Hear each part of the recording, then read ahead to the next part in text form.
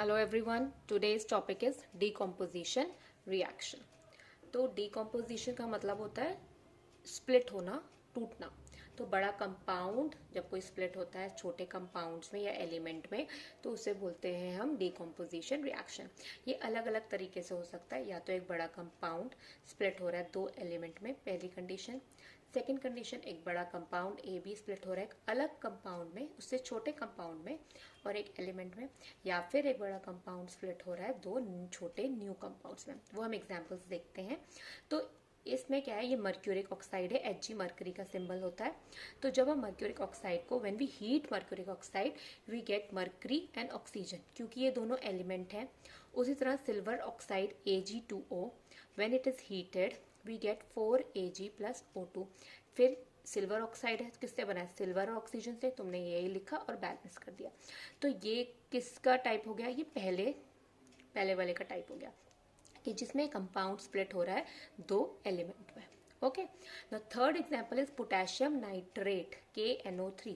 मैं इसका फॉर्मूला बता देती हूँ फिर से. नाइट्रेट का सिंबल होता है NO3 1 नेगेटिव एंड पोटेशियम 1, दोनों चेंज करते हैं तो पोटेशियम नाइट्रेट.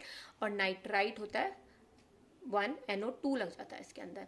तो क्या कह रहे हैं, when potassium nitrate is heated it gives you potassium nitrite. कम वाले को आइट बोल देते हैं, बड़े वाले को एट बोल देते हैं. It gives you oxygen gas also.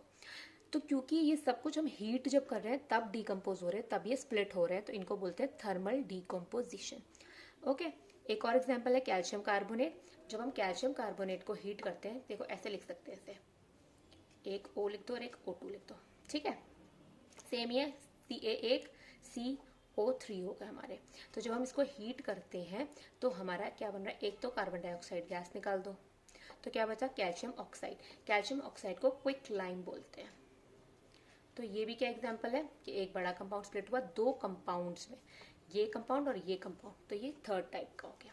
This is third type, this is second type, this is first type. एक और एग्जाम्पल है जिंक हाइड्रोक्साइड. देखो जिंक हाइड्रोक्साइड है,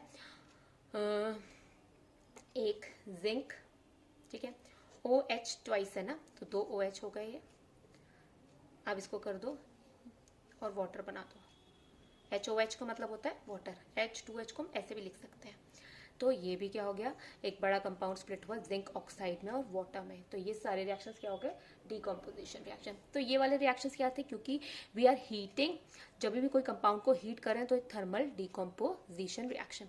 कुछ रिएक्शंस ऐसे होते हैं जो लाइट के प्रेजेंस में डिकम्पोज हो जाते हैं, और कुछ रिएक्शंस होते हैं जब कुछ इलेक्ट्रिक करंट, जैसे वाटर का इलेक्ट्रोलिसिस होता है. इलेक्ट्रोलिसिस वाटर होता है, मतलब वाटर में से तुम हाइड्रोजन और ऑक्सीजन को नहीं निकाल सकते, सिर्फ एक ही प्रोसेस है, वो है करंट पास करते हैं. जब हम वाटर में करंट पास करते हैं तो हमें ये दोनों गैसेस अलग अलग मिल जाती हैं. तो इसको बोलते हैं इलेक्ट्रोलिटिक डिसोसिएशन. और फिर हो गया हमारा फोटोकेमिकल रिएक्शन. तो जितने भी सिल्वर सॉल्ट होते हैं, मैं एग्जांपल बता देती हूँ. जैसे AgCl है, ये सिल्वर क्लोराइड है.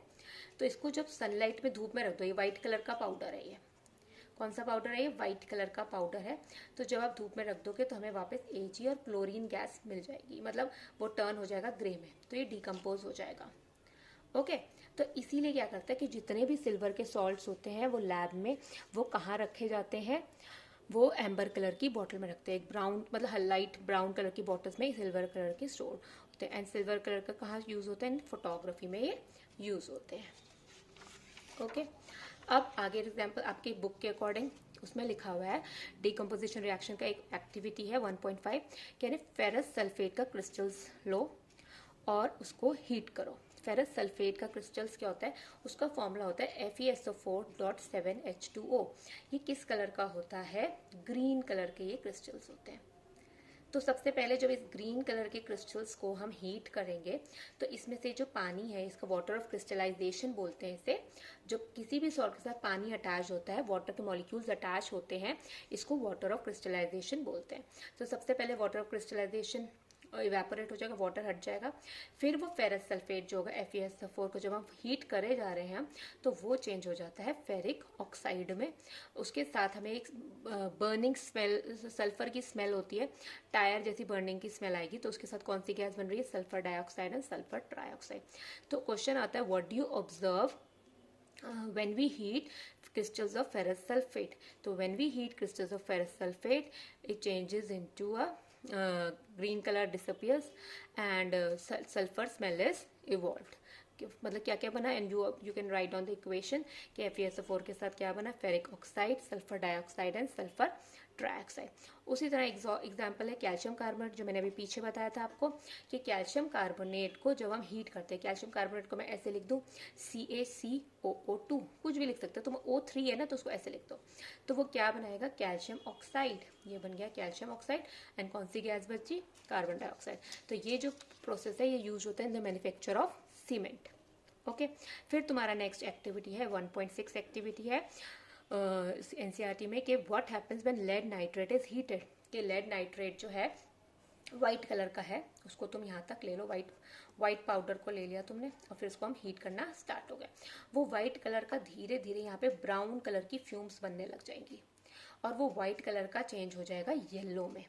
तो जो when lead nitrate is heated तो येलो कलर का कुछ प्रोडक्ट बना और साथ में जो ब्राउन कलर की फ्यूम्स आ रही हैं वो नाइट्रोजन डाइऑक्साइड.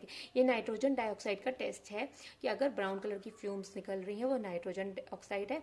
और ऑक्सीजन को टेस्ट करने के लिए इसके पास एक बर्निंग मैस्टिक लेके आओ, वो और ग्लो करेगी तो ऑक्सीजन का टेस्ट होता है ये. और ये येलो कलर क्या है, लेड ऑक्साइड का है. ये इक्वेशन दे दी मैंने. तो अगर आप कहते हैं what do you observe when PbNO3 is heated. When PbNO3 is heated, yellow color lead oxide is formed along with brown fumes of nitrogen dioxide is evolved. ये निकलेंगी और ये आपका ये होगा. ठीक है, उसके बाद मैंने बोला था फोटोकेमिकल रिएक्शंस, फोटोकेमिकल डिकम्पोजिशन.